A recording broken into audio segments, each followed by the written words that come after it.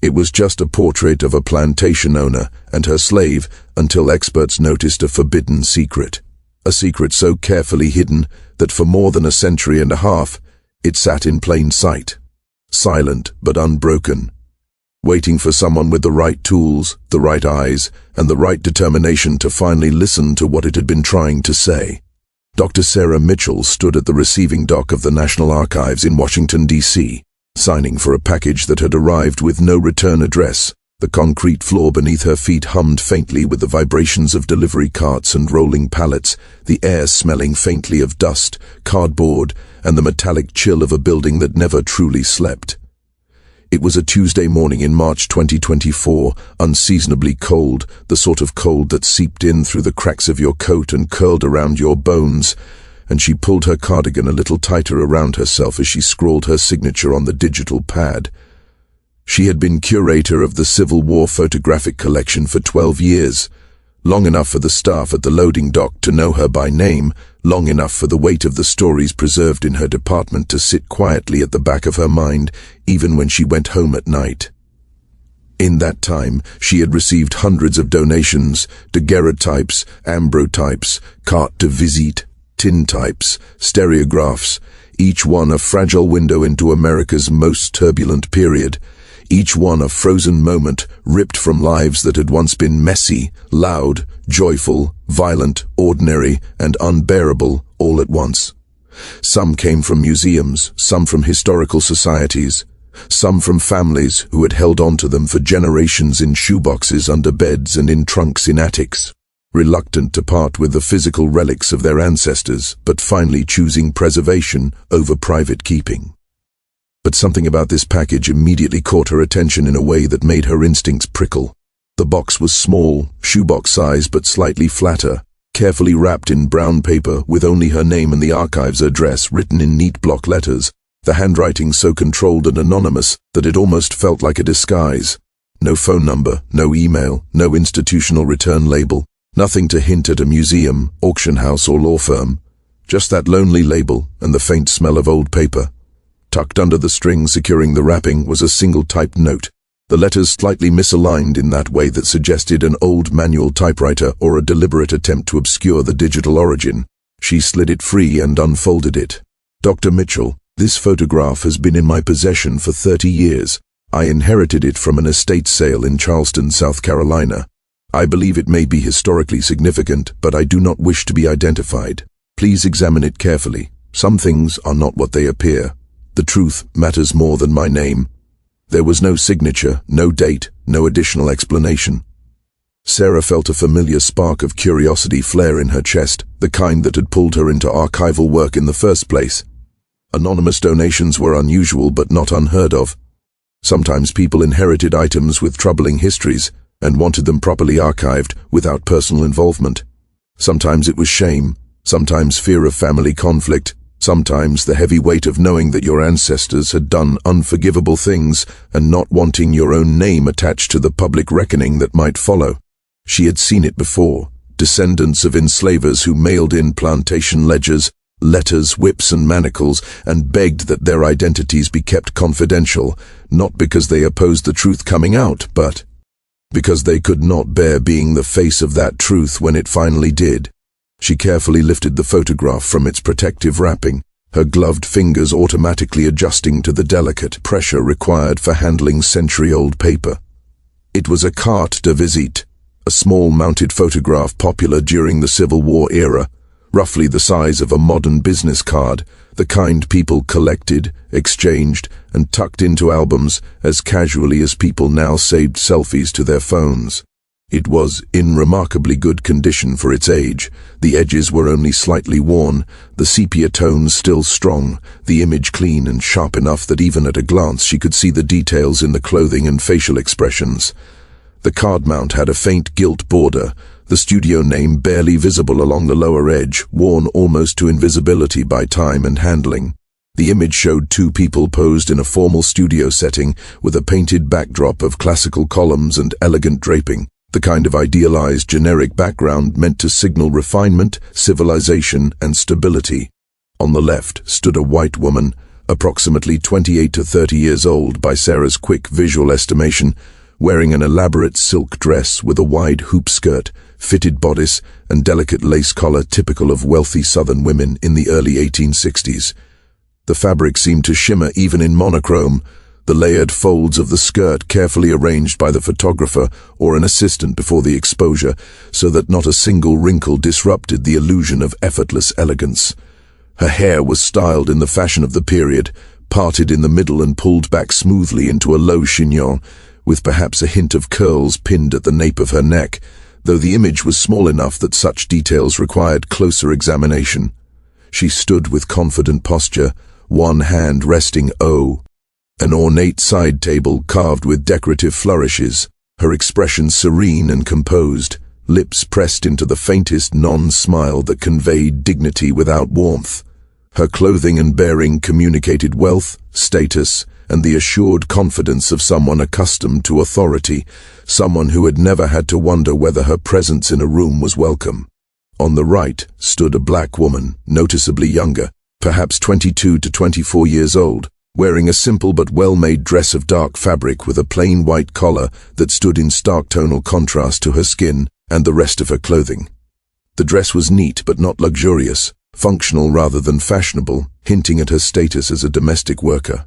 Her hair was covered with a white head wrap, the cloth tied tight around her head in a style typical for enslaved domestic workers, a visual marker of labor and subordination. Her hands were clasped in front of her, her posture upright but with shoulders slightly curved inward, the way someone stands when they have been taught all their life to make themselves smaller in the presence of power.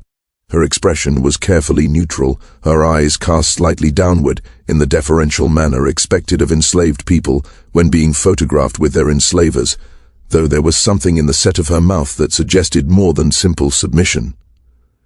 The composition was painfully familiar, typical of Civil War-era photographs intended to document the so-called benevolent relationship between enslavers and the enslaved.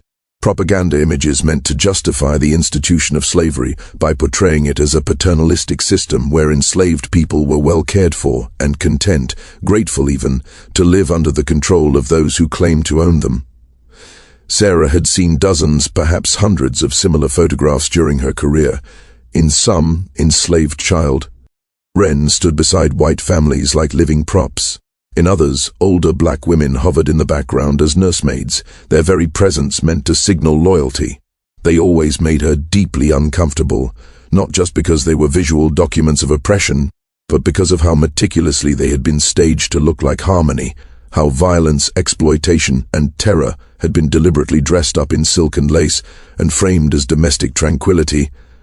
These images were lies printed on albumen paper, and yet they had been treasured, displayed, and passed down as proof of kindness. She turned the photograph over, her thumb resting carefully on the mount's edge so as not to smudge the fading ink. On the back, written in cursive that had browned and feathered into the paper, was a notation. Caroline Ashford and her girl Rachel, Charleston, South Carolina, March 1863. Just those few words. No last name for Rachel. No indication of relationship beyond the possessive her girl. This was standard for the period. Enslaved people were rarely granted the dignity of full names or identities in official records. They existed in ledgers as property, in wills as bequests, on auction blocks as lots. Their surnames, their kinship ties, their stories were either ignored or deliberately severed. Sarah felt her jaw tighten. She set the photograph on her examination table under proper archival lighting, the kind that revealed surface textures and fine details without damaging the fragile print, and reached for her professional loupe. Something about the anonymous donor's note troubled her. Some things are not what they appear. What had the donor seen that prompted such a cryptic message? Anonymous donors could be dramatic, but this felt different, more pointed, more purposeful. She began her standard examination protocol, the routine that had become second nature after years. Handling irreplaceable artifacts. She checked for signs of damage, cracks in the emulsion, silvering at the darker areas of the image, water stains, insect activity. She noted the slight foxing on the card, the subtle yellowing that spoke of age but not neglect. She looked for signs of alteration or unusual details, retouching marks, suspiciously sharp edges. anything that might hint at later manipulation. The photograph appeared authentic, the right paper stock, mounting style, and printing technique for 1863. The tone, contrast, and slight imperfections in the print were consistent with the wet plate collodion process used in that era. No obvious signs of forgery, no anomalies in the mount thickness, no modern adhesives.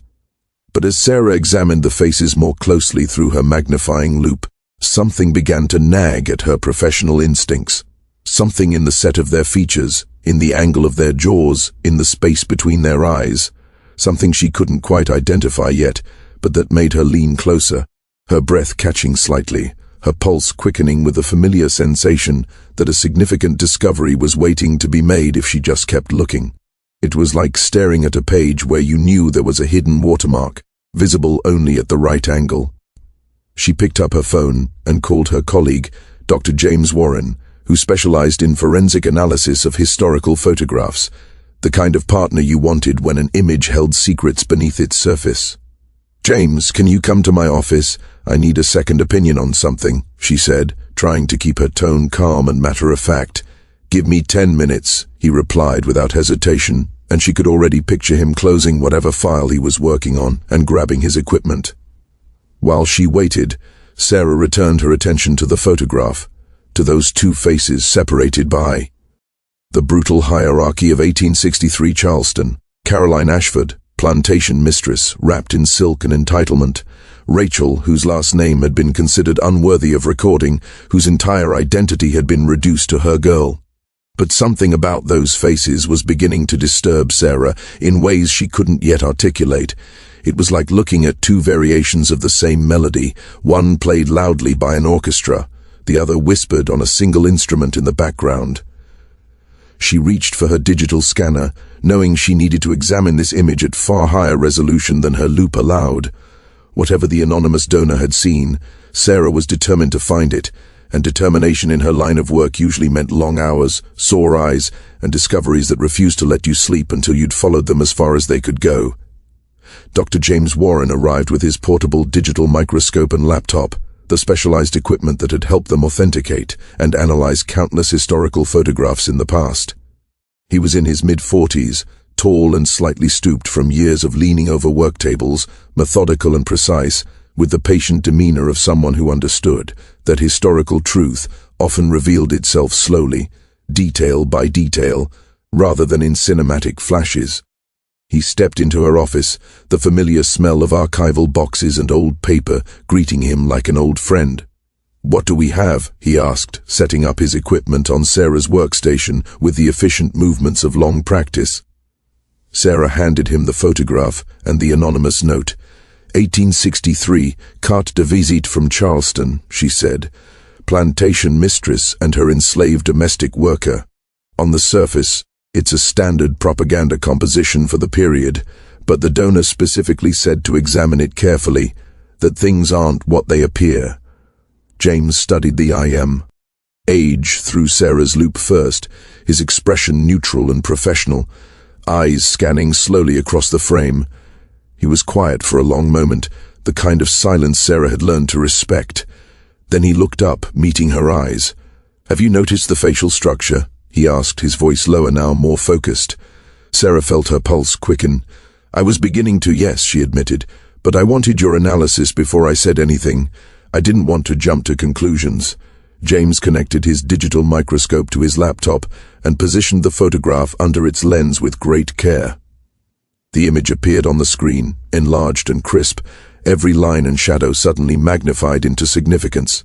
He began systematically examining it at increasing magnifications, starting with the overall composition, before focusing on specific details.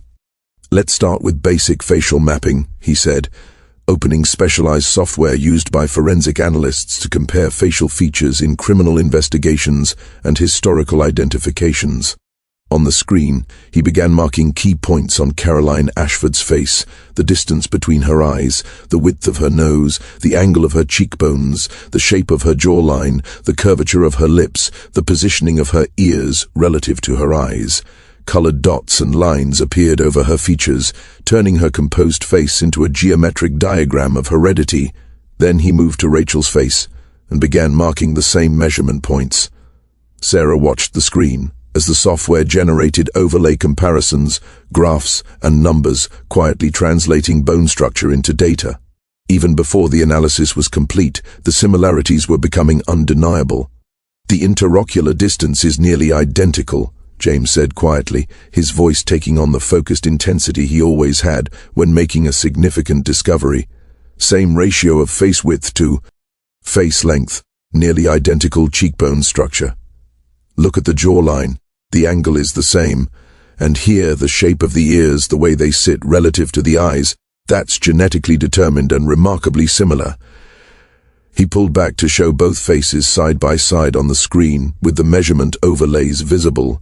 Caroline's and Rachel's features intersecting like mirror images, shifted slightly in tone and expression, but not in underlying architecture.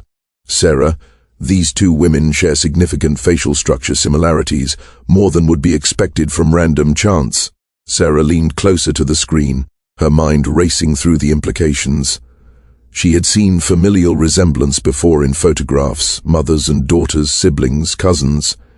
It was usually subtle but unmistakable once you knew to look. "Familial relationship?" she said slowly, the words feeling heavy in her mouth. "Almost certainly," James confirmed. "The degree of similarity in this many facial features strongly suggests they share close genetic heritage. Sisters, possibly, or mother and daughter, though the age difference looks too small for that. More likely half-sisters." Sarah felt a chill run from the base of her neck down her spine. She had studied enough about the antebellum South to know exactly what this likely meant. White plantation owners routinely raped enslaved women. The children born from that violence were themselves enslaved half-siblings to the white children of the household, but treated as property rather than as family. They lived in the same physical space, but in entirely different worlds. One world wrapped in lace and privilege, the other in labor and fear. "If they're sisters," Sarah said slowly, "that means Caroline Ashford's father raped an enslaved woman," James finished grimly, not bothering to soften the word, "and then enslaved his own daughter. He took a wreath." It wasn't uncommon. Historians estimate that a significant percentage of enslaved people in the antebellum South had white ancestry, usually through rape by enslavers. But to have photographic evidence this clear, with facial structure this similar, documented in this way, this is extraordinary. It's the kind of visual documentation that cuts through abstraction and forces people to confront the reality of what slavery actually was.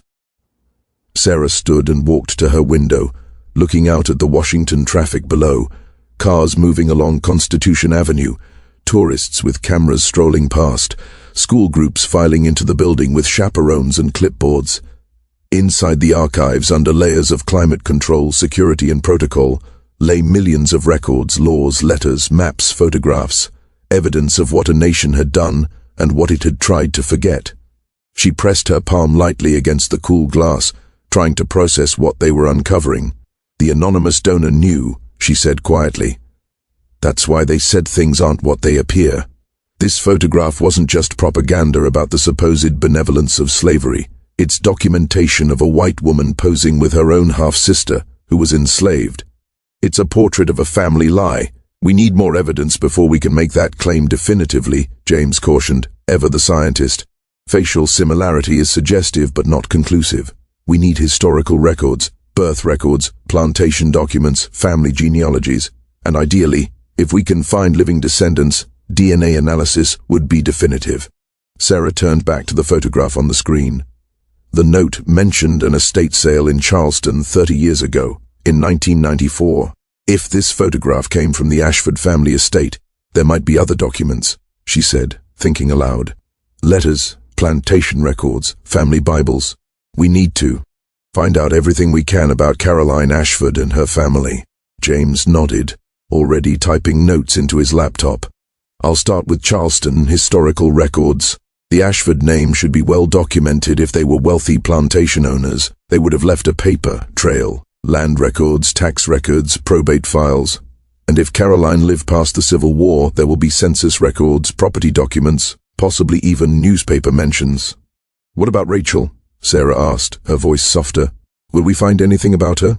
James's expression turned somber as he looked up. That will be much harder. Enslaved people rarely appear in records under their own names before emancipation. They show up in inventories as numbers or first names only. But if she survived the war and lived into the Reconstruction period, there might be census records, Freedmen's Bureau documents, possibly church records if she was literate and active in the black community. We'll have to follow every small clue. Sarah returned to her desk and carefully photographed the carte de visite from multiple angles with her high-resolution camera, creating a complete digital archive, front, back, edges, even the studio mark. Then she turned the photograph over and photographed the notation on the back. Caroline Ashford and her girl Rachel, she read aloud under her breath. Not even her servant or her maid, just her girl. The possessive language is so casual, so complete. That was the point, James said quietly from his laptop. The language reinforced the property relationship. Enslaved people weren't people in their eyes. They were possessions, like furniture or livestock. My girl wasn't an affectionate expression. It was a claim of ownership. Sarah began searching historical databases, while James continued his forensic analysis. The Ashford name appeared immediately in Charleston. Records. A prominent family, wealthy plantation owners who had been in South Carolina since the early 1700s. Their story unfolded in digitized ink, land purchases, marriage announcements, political appointments, obituaries. Found something, Sarah said. Robert Ashford, plantation owner, born 1798, died 1865. He owned Ashford Grove Plantation, approximately 3,000 acres, with over 200 enslaved people according to 1860 records. He had one legitimate daughter, Caroline, born 1834. She married Thomas Peton in 1856, but was widowed in 1862 when he died fighting for the Confederacy. She returned to her father's plantation, which is where she would have been in 1863, when this photograph was taken. So Caroline was about 28 or 29 in this photograph, James confirmed. That matches the apparent age. What about siblings? Brothers or sisters? No legitimate siblings listed, Sarah said after checking multiple genealogical entries. Caroline was an only child, at least officially. The word officially hung heavy in the air between them. They both knew what it meant. Officially meant in the eyes of white society, in church registers, in legal documents. Unofficially was where the truth lived, in the forced pregnancies of enslaved women, in the children who bore their enslaver's features but not his name, in the quiet instructions to keep certain girls out of sight when visitors came. For the next week, Sarah and James worked with obsessive focus, days blurring into evenings as they sat hunched over screens and archival printouts, methodically building a documentary case about the Ashford family. They requested records from the South Carolina Department of Archives and History, the Charleston County Public Library's historical collection, and several university archives that held Civil War-era plantation documents. Emails flew back and forth. Archivists in Charleston scanned Bree, TTA ledgers and diaries, sending high-resolution PDFs. Faded ink came back to life on their screens, the handwriting of people who had died long ago still sharp enough to cut. The Ashford family's history unfolded in meticulous, chilling detail. Robert Ashford had inherited the plantation from his father in 1825 and expanded it significantly, making a fortune from rice cultivation using enslaved labor. He was prominent in Charleston society, served in the state legislature, and was a vocal defender of slavery in the years leading up to the Civil War, giving speeches and writing letters to the editor, arguing that enslavement was both economically necessary and divinely sanctioned. His daughter, Caroline, had been educated at an expensive finishing school, married well to Thomas Peton, a rice factor from a similarly wealthy family, and had lived in Charleston proper until her husband's death at the Battle of Fredericksburg in December 1862. After his death, she had returned to Ashford Grove to live with her father, bringing with her the mourning clothes and social expectations of a young widow. "Look at this," James said one afternoon, pulling up a digitized plantation record from 1850. "This is an inventory of Ashford's enslaved people required for tax purposes. Over 150 people listed, including their approximate ages and assigned work. And here," he zoomed in on a specific section, "a woman named Sarah, age 23, listed as a house servant. Sarah leaned over his shoulder to read the faded handwriting, her eyes tracing each looping letter as if reading the name could somehow reach across time and touch the woman herself. In the clinical language of property inventory, human beings were reduced to entries in a ledger: name, age, monetary value, work assignment. The list read like an account book of souls. If Sarah was 23 in 1850, Sarah calculated out loud, she would have been about 37 in 1863. Old enough to be Rachel's mother. Keep going through the list, James said. See if there are any children associated with Sarah. Sarah scrolled down the document. The enslaved people were listed in family groups when possible, though these families could be separated and sold at any time, their groupings as fragile and conditional as the ink that recorded them. Under Sarah's entry, there was a notation: one child, female, age 3, named Rachel. There, Sarah breathed, her finger hovering over the screen. Rachel, age 3, in 1850. That would make her about 16 or 17 in 1863. She looked up at James. That's younger than she appears in the photograph. Enslaved people's ages in these records were often approximate, James explained. Enslavers didn't always keep accurate records of enslaved people's births, and harsh living conditions, malnutrition, and hard labor often made enslaved people appear older than their actual age. A girl who had spent her life working might look like a woman before she reached 20. They continued searching through plantation records, building a timeline of Rachel's life as it appeared in the sparse documentary record.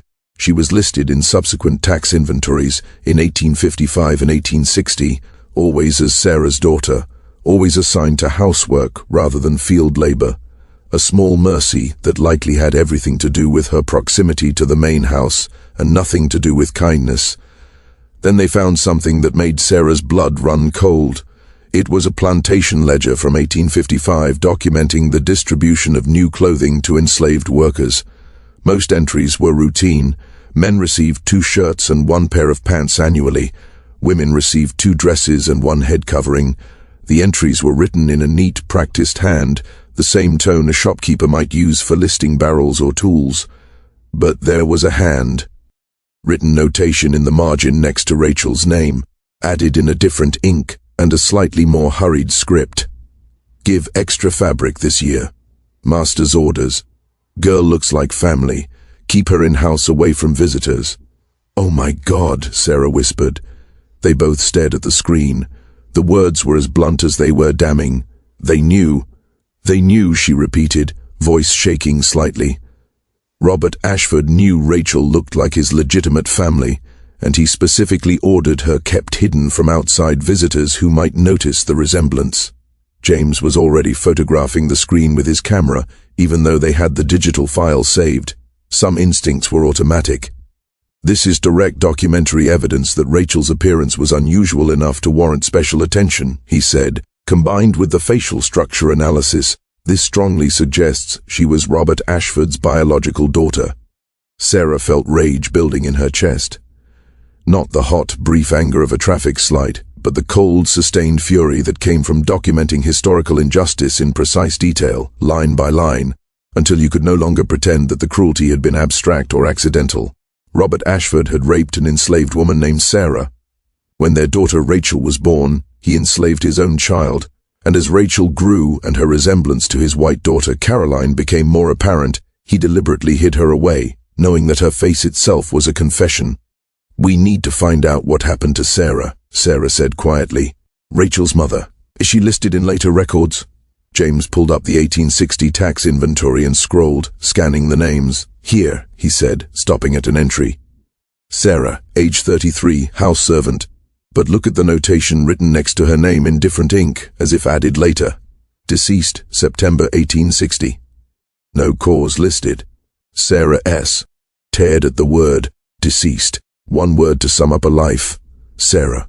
The woman whose body had borne Rachel, whose labor had been exploited, whose name had been recorded only as property, was gone at 33 years old, and the record didn't even bother to document how or why. Illness, childbirth, violence, neglect, any or all of them could have been the reason. So Rachel lost her mother in 1860, Sarah said softly. She would have been about 13 years old, and then she was left alone in that house, enslaved by her own father and half-sister. They continued their research, finding more pieces of Rachel's life scattered through fragmentary records. She appeared in Caroline's personal diary, which James had located in a university archive. A transcribed version had been digitized, the original too fragile for routine handling. In the diary, Rachel appeared only as the girl Rachel or my maid, mentioned casually, the way someone might mention a useful household object. Caroline wrote about dresses, dinners, church services, social calls, and occasionally about the girl who brought tea or prepared her morning clothes. One entry from January 1863 was particularly chilling. Father insists I have my portrait made with Rachel before he passes. He says it will show that our family treats our people with Christian kindness. I suppose he is right, though I find the whole affair tiresome. Rachel will need a decent dress for the photograph. I shall have my old blue silk altered to fit her. The photograph was Robert Ashford's idea, James said, reading over her shoulder. He was dying. He died in March 1865, according to the records, and he wanted to create a visual record that portrayed his enslavement of his own daughter as an act of kindness. Sarah stared at the transcribed diary entry. Caroline had written about posing with her half-sister for a propaganda photograph with the same bore. Tone she might use to describe any tedious social obligation. There was no indication she understood or cared about the profound injustice of the situation. We need to find descendants, Sarah said suddenly. Both Caroline's white descendants and Rachel's descendants. If she had children, DNA analysis could definitively prove they were sisters. And if we can prove it, James added, this photograph becomes something extraordinary, documented evidence of one of slavery's most hidden crimes, the enslavement of one's own children. While James continued searching for genealogical records, Sarah returned to the photograph itself. The anonymous donor's note kept echoing in her mind. Please examine it carefully. Some things are not what they appear. They had found the facial similarity, the historical records documenting Rachel's presence in the Ashford household, even Caroline's diary entry about the photograph session. They had uncovered a story of rape, denial, and cruelty. But Sarah had the persistent feeling there was something else, some additional detail hidden in the image itself, a deeper layer of testimony. She set up her professional scanner, a high-end flatbed model capable of capturing a resolution far beyond what the human eye could perceive, and carefully positioned the carte de visite face down. The scanning process at maximum settings took nearly 30 minutes, the bar of light sliding slowly beneath the glass, inching its way across the image, while the machine hummed softly. It created a digital file so large it required specialized software to open and examine. When the scan was complete, Sarah loaded it onto her large monitor and began the painstaking process of examining every millimeter of the image at extreme magnification. She started with the background, the painted studio backdrop, the floor, the edges where the scene faded into shadow. She checked. Ed for retouching marks, studio stamps, anything that might offer context. Nothing unusual there. Standard studio props of the period. She moved to the clothing, examining the fabric textures, the buttons, the lace details on Caroline's collar. She zoomed in on the brooch at Caroline's throat, the subtle pattern in the metal. Then she focused on Caroline's jewelry, a small brooch at her collar, and a simple ring on her right hand, visible where it rested on the table, the gem dark in the monochrome tones. Everything spoke of wealth, but nothing seemed out of place. Then Sarah moved to Rachel's side of the image, the simple dark dress, the white collar, the head wrap tied firmly. Rachel's hands were clasped in front of her waist, fingers interlaced in what had always seemed to Sarah like a purely formal, submissive pose when she'd seen similar images in the past. But as Sarah increased the magnification to the maximum the scan allowed, something caught her eye. Rachel's hands weren't simply clasped, they were positioned very deliberately, and she was holding something between her palms, something small, mostly hidden by the careful positioning of her fingers, but partially visible if you knew to look for it. At normal viewing size, it disappeared into the blur of shadows. At this scale, it was unmistakable. Sarah's heart began to race. She adjusted the contrast and brightness, bringing out details that had been lost in shadow for 161 years, The grayscale tones shifted, revealing texture where there had only been darkness. It was paper, a small piece of folded paper no more than 2 inches square, clutched between Rachel's palms and deliberately concealed from casual observation. The fold lines, faint but visible, crisscrossed its tiny surface. "James!" Sarah called out, her voice tight with excitement. "You need to see this." James came to her side, his chair rolling quietly across the floor, and she showed him what she'd found. At normal viewing size, Rachel's hands appeared to be simply folded in the standard pose of a servant, her fingers gently laced. But at extreme magnification, the hidden paper was undeniable. She was holding something during the photograph session, James said, wonder creeping into his voice despite his habitual restraint. Something she deliberately hid from the photographer and from Caroline. Something small enough to conceal in her clasped hands. "The question is, what was written on that paper?" Sarah said. "And more importantly, does it still exist?"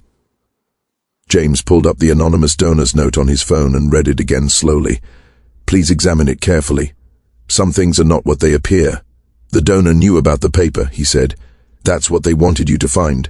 They knew this image held more than just a visual resemblance. Which means they might have the paper itself," Sarah finished, her mind leaping ahead. "They might have found it with the photograph. It could have been kept with it, tucked behind the mount or in an envelope.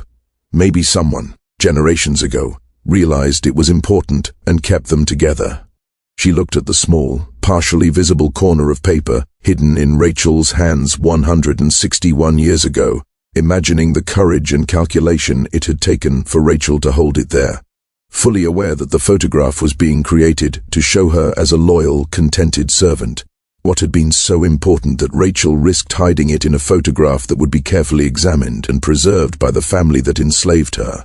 What truth had she pressed between her palms, silent but present, as she stood beside her half-sister? "We need to find the donor," Sarah said. The package had been sent from a postal facility in Charleston, South Carolina, but with no return address and no identifying information. Sarah contacted the postal service, but without a warrant or criminal investigation, they couldn't provide sender information. "Privacy laws," the clerk reminded her apologetically. She understood, but frustration still prickled. She tried a different approach. The anonymous note had mentioned acquiring the photograph from an estate sale in Charleston 30 years ago, in 1994. That was a lead. Sarah reached out to her contacts at the Charleston Historical Society and began searching for records of estate sales from that period that might have involved the Ashford or Peaton family. There were many estates in Charleston, many old names with long shadows. It took 3 days of phone calls, emails, and digging through digitized local newspapers, but finally she found something promising. In June 1994, the estate of Margaret Peaton Thornton had been liquidated at auction in Charleston. Margaret had died at age 98, the last surviving direct descendant of Caroline Ashford Peaton. The auction had been advertised in the local paper, a brief notice listing family antiques, furniture, silver, and historical documents. Sarah obtained a copy of the estate sale catalogue. It listed hundreds of items: furniture, silver, paintings, books, and, notably, miscellaneous historical documents and photographs, various dates. Approximately 150 items in total, sold as single lot. "That's it," James said, when Sarah showed him the catalogue entry. "The photograph must have been part of that lot. Someone bought it in 1994 and held on to it for 30 years before sending it to you. But why?" Sarah wondered aloud. "Why keep it for 3 decades and then suddenly donate it anonymously now?" What changed? She posted carefully worded inquiries on genealogy forums and historical society message boards, asking if anyone had information about items purchased from the Thornton estate sale in 1994. She was careful not to reveal what they had discovered, simply stating that she was tracing the provenance of a donated photograph believed to have come from that sale. She included the lot description and asked if any collectors or descendants remembered purchasing miscellaneous historical documents and photographs from the estate of Margaret Thornton. A week passed with no responses. The photograph sat in her office, its digital scan open on her computer, Rachel's hands enlarged on the screen, the tiny folded paper visible like a whisper. Then, on a Monday morning, as Sarah sifted through her inbox with a mug of lukewarm coffee, she saw a new message from an address that consisted only of random numbers and letters, clearly a temporary account created specifically for this communication. The subject line was simple: the photograph. She clicked it open. Dr. Mitchell, I am the person who sent you the photograph. I have been following your research career for several years and believed you would give this artifact the serious investigation it deserves. I purchased a box of Ashford family papers and photographs at the estate sale in 1994. I was a graduate student in history at the time, interested in Civil War-era material culture. When I examined the contents, I found the photograph you now have along with other items I believe you should see. I have waited until now to come forward because Margaret Thornton's children and grandchildren were still alive and prominent in Charleston society. I did not want to cause pain to living people who were not responsible for their ancestors' actions, but the last of them died 6 months ago. It is time for the truth to be known. If you wish to see the other materials from the estate sale, I will make arrangements to meet with you in Charleston.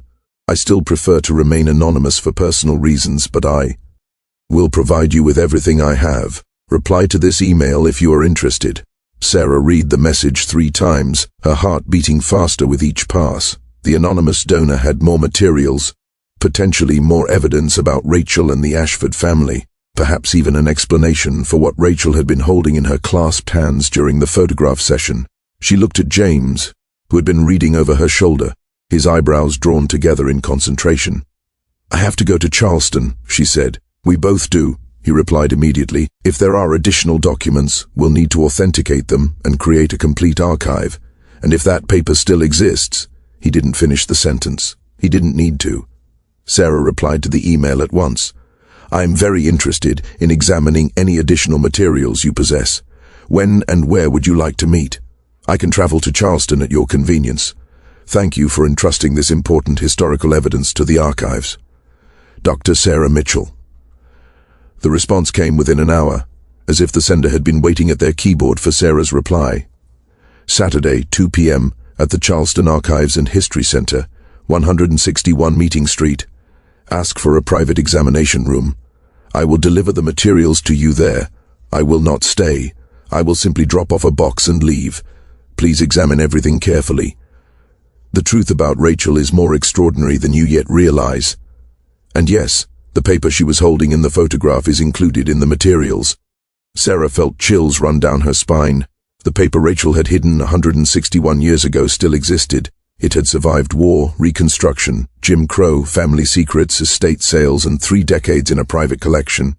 Whatever Rachel had been desperate enough to conceal during that photograph session, whatever truth she had tried to preserve while Bain, forced to pose as her half-sister's contented slave, Sarah was about to read it with her own eyes. Sarah and James flew to Charleston on Friday evening and checked into a hotel near the historic district, the pastel facades and cobblestone streets outside their window, a carefully curated tourist version of a city built on slavery. Neither of them slept well. The anticipation of what they might discover the next day made rest impossible. Questions churned in Sarah's mind. What if the paper was too faded to read? What if it turned out to be something mundane, like a shopping list or a Bible verse? What if it was exactly what they suspected, a confession, a plea, a claim to identity? At 1:45 p.m. on Saturday they arrived at the Charleston Archives and History Center, a modern building of glass and brick that housed one of the finest collections of low-country historical materials in the South.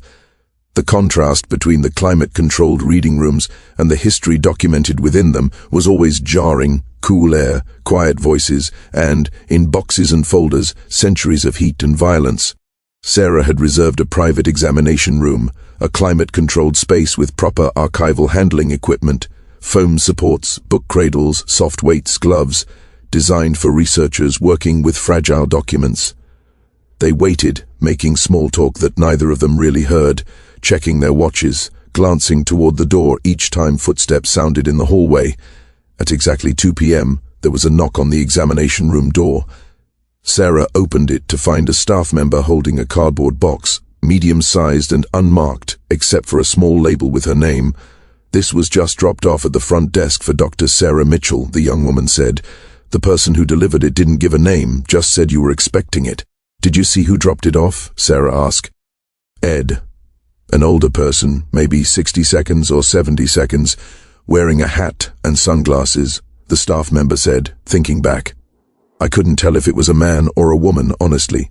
They were only at the desk for about 30 seconds. Just set the box down, said it was for you, and left." Sarah took the box, feeling its weight in her arms, heavier than she expected, as if the years inside it had mass. She thanked the staff member, closed the door, and set the box on the examination table. Her hands trembled slightly as she reached for her gloves. "Let's see what we have," James said, pulling on his own archival gloves with practiced ease. Sarah did the same, then carefully opened the box flaps. Inside were multiple items, each wrapped in acid-free tissue paper and carefully labeled with handwritten notes on index cards. Whoever the donor was, they had treated these materials with respect. The first item she lifted out was a leather-bound diary, its cover cracked with age, the leather darkened by countless handlings. The label tucked under its tie read, in neat handwriting, "Caroline Ashford Peaton's Personal Diary, 1862 to 1867, complete and unedited. Note entries marked with red tabs." The second item was a bundle of letters tied with string, the paper browned and brittle. The label read, "Correspondence between Caroline Ashford Peaton and her cousin Anne Middleton, 1863 to 1865. Note letter dated April 1863. The third item was a small Bible, its leather cover worn smooth at the edges, the gilded edges of the pages dulled by time. The label read, "Bible from Ashford Grove Plantation. Check the births and deaths page, handwritten entries."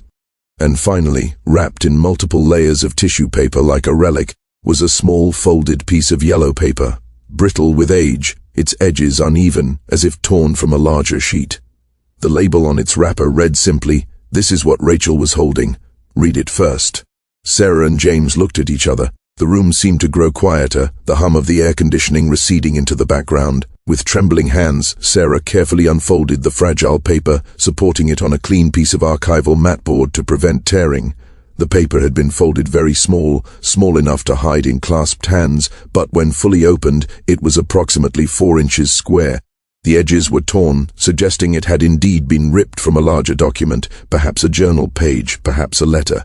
Written on it, in careful, precise handwriting that had faded to brown, were these words, "I, Robert Ashford, being of sound mind, do hereby acknowledge that Rachel, daughter of Sarah, is my natural daughter, born of my body, and is kin by blood to my legitimate daughter Caroline. This is written in my own hand as true witness. God forgive me for the evil I have done. April 7th, 1863. Below the text was a signature, Robert Ashford.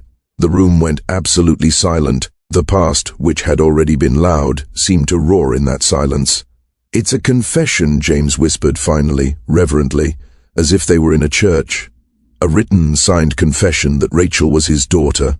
He admitted it, in his own hand. Sarah stared at the paper, her eyes tracing each letter again and again, trying to process the implications.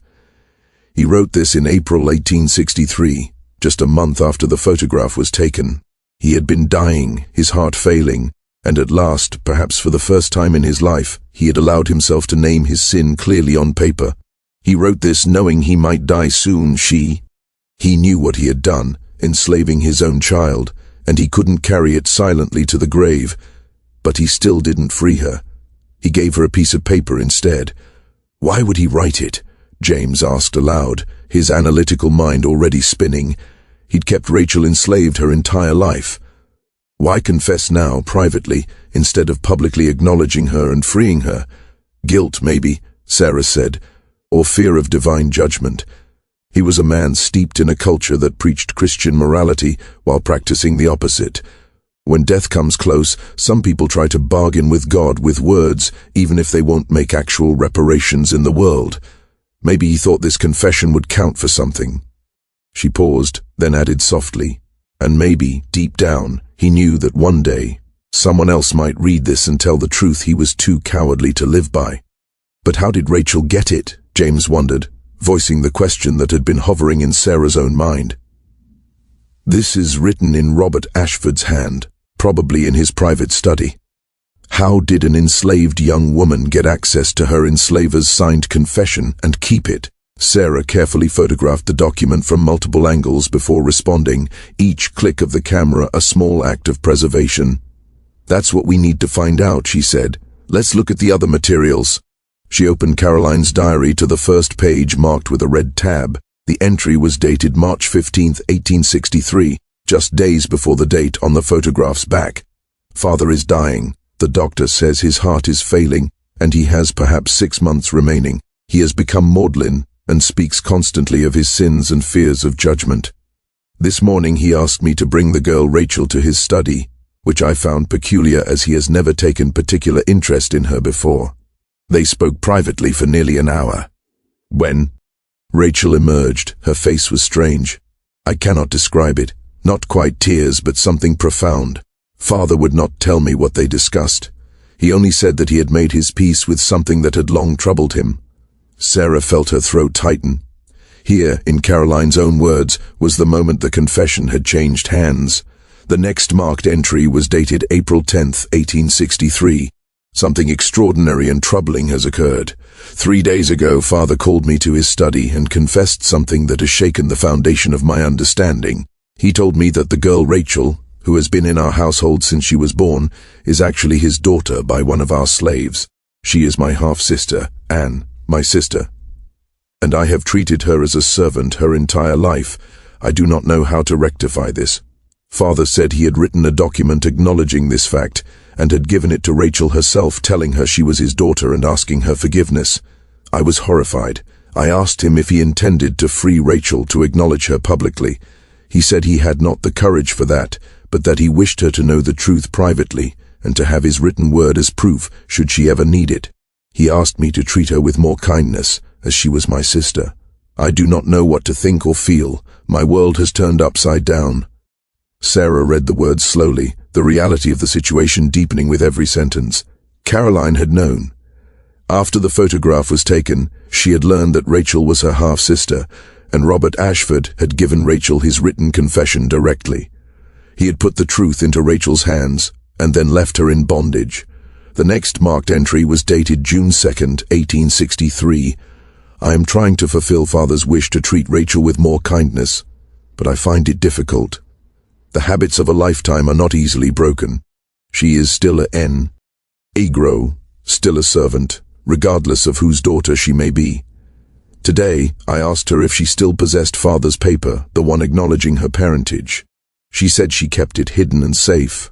I asked where. She would not tell me. I was angry at first. How dare a servant refuse to answer me? But then I remembered that she is also my sister, and perhaps she has a reason not to trust me with such information. Father died last month. The paper is all she has of him, the only acknowledgement she ever received of her true identity. I suppose I cannot blame her for guarding it carefully." James was reading over Sarah's shoulder. "So Rachel kept the confession hidden somewhere," he said, "and when the photograph was taken, she concealed it in her hands right under Caroline's nose. It was an act of defiance." "It was more than defiance," Sarah said. "It was testimony. She couldn't speak the truth publicly. She couldn't claim her identity or demand freedom. But she could hide the proof of the truth in a photograph meant to show her as a contented slave. She was literally holding the evidence that everything in that photograph was a lie. She turned herself from a prop into a witness." They continued through the diary, reading entry after entry that documented the strange, twisted relationship between the two half-sisters. Caroline never freed Rachel. She continued to treat her as a servant, even while acknowledging privately that they shared a father. The cognitive dissonance in the diary entries was striking. Caroline would write about my sister Rachel in one sentence and my maid in the next, never quite able or willing to reconcile the contradiction. She worried about gossip, about reputation, about God's judgment, but not enough to risk scandal by doing what was right. Then they found the entry that changed everything. It was dated December 28, 1865. "Rachel has left. She simply walked away 3 days ago and has not returned. She waited until the war was fully over, until the Abolition Amendment was ratified, and there could be no question of her freedom. Then she took her few belongings and Father's paper, I am certain, and departed without a word. I should be angry, I suppose, but I find I am not. I am relieved. Her presence was a constant reminder of Father's sin and my own complicity in her enslavement. Perhaps now I can forget and move forward with my life. I wonder if I shall ever see her again. I wonder if she will ever forgive any of us. She escaped, James said, relief evident in his voice. She survived the war and walked away when she knew she was legally free. She waited until the law was on her side and then claimed her life. And she took the confession with her, Sarah added. That paper was her proof of identity, her connection to her father, her evidence of the truth. She must have kept it for the rest of her life. It was the only thing that said, in his own words, "You are my daughter." They turned to the bundle of letters next, carefully untying the string. The letter marked April 1863 was from Caroline to her cousin Anne, written in looping script on thin paper. Dearest Anne, I must confide in you a terrible secret that has been revealed to me. Father has confessed that the girl Rachel, who has been in our household since she was born, is actually his daughter by one of our slaves. She is my half-sister, Anne, my sister, and I have treated her as a servant her entire life. I do not know how to rectify this. Father gave her a paper acknowledging her parentage. But what good is a paper when she remains enslaved? Yet I cannot free her. The scandal would destroy our family's reputation, and I would be shunned by society, so I do nothing, and I feel the weight of my cowardice every day. Tell no one of this. It must to remain secret until I am in my grave. Your troubled cousin Caroline. The letter was a confession of a different kind, not of crime but of complicity. Caroline saw the injustice clearly enough to name it, but not clearly enough to change it. The final item in the box was the family Bible from Ashford Grove Plantation. These Bibles were common in wealthy families, large leather-bound volumes where births, marriages, and deaths were recorded on special pages at the front and back of the book, creating a private genealogy more intimate than public records. Sarah carefully opened the fragile Bible to the records page. The entries were in multiple hands, written over decades. The first entries dated back to the 1790s, recording the births of Robert Ashford's parents and grandparents. Then came Robert's own birth in 1798, his marriage to Elizabeth Middleton in 1830, and the birth of his daughter Caroline in 1834. These entries were written in dark, steady ink, the proud script of a family establishing its line. But there was another entry, squeezed into the margin of the page in smaller handwriting, clearly written much later. The ink was lighter, the letters slightly less practiced but steady. It read, Rachel, daughter of Robert Ashford and Sarah, born 1847, sister to Caroline. The handwriting was shaky but determined, the letters pressed with enough force to slightly indent the paper. At the bottom of the page, there was a note in the same hand. This entry was made by me, Rachel Ashford, on December 20th, 1865, before I departed this place forever. I add my name to this family record because I am family, whether acknowledged or not. I was born here. I lived here as a slave for 18 years. My father was Robert Ashford. My sister is Caroline. These facts are true whether written in this Bible or not, but now they are written, and anyone who reads this will know. Rachel, Sarah, felt tears burn in her eyes. She blinked them back, not because she wanted to be stoic, but because she needed her vision clear to read every stroke of Rachel's handwriting. Rachel had claimed her place in the family record. Before walking away from the plantation where she had been enslaved by her own family, she had written herself into their Bible, asserting her identity and her right to be remembered. She had refused to let the official record erase her. She documented herself, James said quietly. She made sure there was a record, even if no one acknowledged it during her lifetime. She wrote herself into the narrative they tried to keep her out of. They spent the next several hours carefully examining and photographing every document. Each piece added another layer to Rachel's story. The diary showed that Caroline knew the truth but chose comfort and social acceptance over justice. The letters showed that other family members had been told the secret and had agreed to keep it hidden, a conspiracy of silence. The confession showed that Robert Ashford had known exactly what he was doing, enslaving his own daughter, and had felt guilt, but not enough to free her or acknowledge her publicly. And the Bible showed that Rachel had fought back in the only way available to her, by documenting the truth, by claiming her identity in writing, by refusing to be erased. We need to find out what happened to her after she left, Sarah said. Where did she go? Did she have children? Are there descendants? James was already searching on his laptop, fingers moving briskly across the keys. Friedman's bureau records, post-war census data, church registries. If Rachel lived anywhere in the north or south after 1865, there should be some trace. She kept her father's name in the Bible. Maybe she used it afterward. It took 3 days of intensive searching, long hours of cross-referencing spellings and locations, but they finally found her. In the 1870 census for Philadelphia, Pennsylvania, there was an entry for Rachel Ashford, age 23, black, literate, occupation seamstress. The age matched closely enough, and the name was too precise to ignore. She kept her father's name, Sarah said softly, staring at the digitized census page. Ashford. She carried it with her out of the plantation like she carried that paper. Over the following days, Sarah and James traced Rachel's life forward through census records and city directories. She had lived in Philadelphia for over 40 years, working first as a seamstress, then later as a teacher in a school for black children, according to city directory listings and a mention in a church report. She had married in 1872 to a man named Joseph Freeman, a carpenter and Union Army veteran, according to a marriage record that listed her maiden name as Rachel Ashford. They had 3 children, Robert, named after her father perhaps as an act of reclamation, rewriting the meaning of the name, Sarah, named after her mother, and Caroline, named after her sister, suggesting that Rachel had somehow made peace, or at least reached a complicated understanding with that relationship. Rachel Freeman had died in 1912 at the age of 65, surrounded by children and grandchildren. Her death certificate listed her parents as Robert Ashford and Sarah, no surname known. Even at the end of her life, she had claimed her full identity, refusing to erase the truth even when the form did not make it easy to write.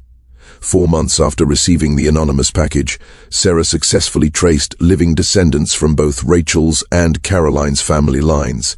From Rachel's side, there was James Freeman, a retired teacher in Baltimore, and his sister, Dr. Patricia Freeman Johnson, a physician in Atlanta. From Caroline's side, there was Elizabeth Peyton Harrison, an attorney in Charleston, and her brother Michael Peyton, a business consultant in Virginia. The black descendants responded with emotional validation and a sense of recognition that resonated down generations. When Sarah called James Freeman and explained, carefully and step by step, what they had discovered, he was silent for a long moment. Then he said, his voice thick, "Our family always told stories about an ancestor who had been enslaved by her own white father. We knew we had white blood from violence, but it was always passed down as something half whispered, half doubted. People said maybe it was exaggerated, maybe it was just a story. To know that Rachel's confession paper, the Bible entry, all of this documentation is real." He broke off, audibly holding back tears. "Rachel deserves to have her truth confirmed by science," he said when he could speak again, immediately agreeing to DNA testing. Patricia Freeman Johnson expressed similar feelings when Sarah spoke with her. She said their family had always known of white ancestry through rape, not romance, but never knew the full horror of a father enslaving his own daughter. "We carry the result of that violence in our bodies," she said. "We've always felt it in our story, but to know her name, to see her handwriting, to see her literally holding proof in that photograph, it changes everything. It turns a painful legend into something undeniable." The white descendants reacted very differently at first. When Sarah contacted Elizabeth Peyton Harrison, explained the research, and requested DNA participation, Elizabeth's initial response was disbelief that quickly hardened into anger. She refused to believe her family could have committed such acts, called the research absurd and an attack on respectable Southern families, and threatened legal action if her name was associated with what she insisted must be a misinterpretation. "My great-grandmother was a devout Christian woman," Elizabeth said. "She wrote charity checks. She attended church. She would never have consented to something like this." Sarah listened calmly and explained again that the documents were not accusing Elizabeth personally of anything, but describing historical realities supported by evidence. Elizabeth ended the call abruptly. However, her brother Michael responded differently when Sarah reached out to him separately. He admitted that he had always suspected there were dark secrets in their family history. Old comments, whispers, and a sense of something unspoken had bothered him since he was young. "I'm not proud of it," he said slowly, after Sarah laid out the evidence. "But I'd rather know the truth than cling to a lie. If our ancestors did this, then we need to face it, not hide from it." He agreed to DNA testing, even knowing what it might reveal. DNA testing was arranged with multiple reputable companies to ensure thorough analysis. Samples were collected from Rachel's descendants and from the willing member of Caroline's line. Weeks later, the results came back. Genetic markers showed a sibling relationship between Rachel's line and Caroline's line with 99.9% certainty across multiple platforms. The shared DNA segments were consistent with them having had the same father.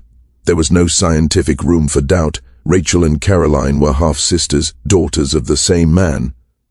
With the historical records, the confession, the Bible entry, the photograph, and the DNA evidence, the case was overwhelming. Sarah and James organized a press conference at the National Archives. They curated a small exhibition space where the 1863 photograph was displayed under protective glass, enlarged duplicates on the wall showing Rachel's clasped hands and the hidden paper. Next to it, panels explained the forensic facial analysis, the plantation records, the diary entries, the confession, the Bible inscription, and Rachel's post-war life. Journalists from major news outlets attended. Cameras and microphones clustered together in front rows. Sarah stood at the podium and told Rachel's story from beginning to end, not as a distant historical anecdote, but as a human story that tied directly into the present. She described how a photograph originally taken as propaganda had become a piece of evidence. She explained how Rachel, forced to pose as a loyal servant, had used the only power she had, her hands, to hold the paper that told the truth. She read aloud the words Rachel had written in the family Bible. "I add my name to this family record because I am family, whether acknowledged or not." The story went viral almost immediately. News articles, opinion pieces, and think pieces appeared in newspapers and online platforms across the country and around the world. People were struck by the image. Two women standing side by side, one dressed in silk, one in a plain dress, their faces bearing the mark of shared blood that one had been taught to deny. The photograph became a symbol of how white supremacy had built entire structures on lies, even within families. Under the pressure of public evidence, and after seeing the DNA results that her brother shared with her, Elizabeth Peyton Harrison eventually faced the truth. She issued a public statement acknowledging her ancestors' crimes and apologizing to Rachel's descendants. "I grew up hearing only one version of my family's history," she wrote, "a version that emphasized honor and gentility while ignoring the violence that made our comfort possible. I now know that my ancestor enslaved his own daughter, and that my great-grandmother knew this and did nothing to change it. I cannot change what they did, but I can refuse to hide from it. To the descendants of Rachel, I am sorry. My ancestors denied your ancestor her name, her freedom, and her rightful place in our family. The least I can do now is say her name with respect and acknowledge her as kin." The two families agreed to meet privately at the archives, away from cameras.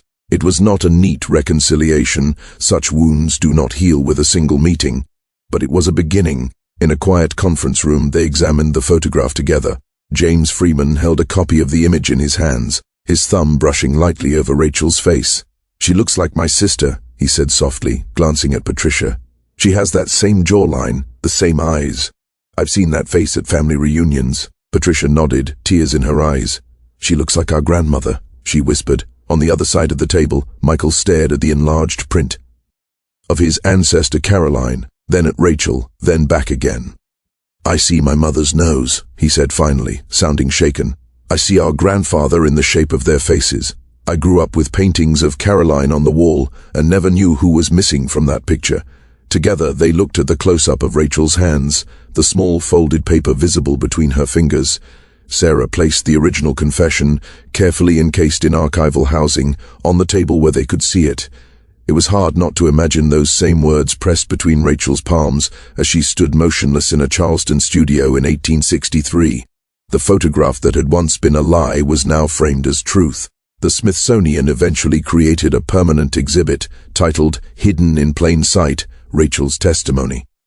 At its center, hung the original 1863 portrait, displayed at eye level, the glass reflecting the faces of visitors as they leaned in. Beside it, an interactive screen allowed people to zoom in on Rachel's hands and read the confession in high resolution. Another panel displayed the Bible page, with Rachel's handwritten inscription enlarged, her words standing stark and powerful against the aged paper. Audio stations played descendants reading Rachel's words, Caroline's diary entries, and the Plantation ledger out loud, so that visitors had to hear, not just see, what had been recorded.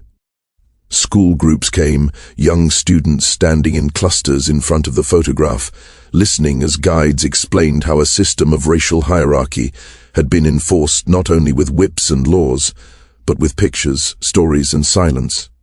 Many lingered on the fact that Rachel had used writing, the very tool denied to so many enslaved people, to insist on her existence. They learned that history was not simply something that happened long ago in abstract ways, but something carried in bodies, names, and documents, something still shaping families and institutions.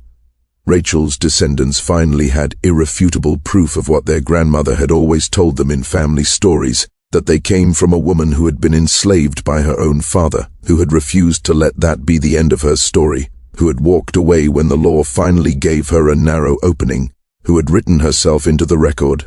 The respectable Ashford-Peton legacy, once told only as a tale of plantation grandeur and social refinement, was permanently rewritten to include the truth: a father who enslaved his own daughter, a white daughter who chose social safety over justice, and a black daughter who, in a world designed to erase her, found ways to be seen, to be heard, and to testify across more than a century, and a half through one small piece of folded paper and a photograph that was never as simple as it seemed.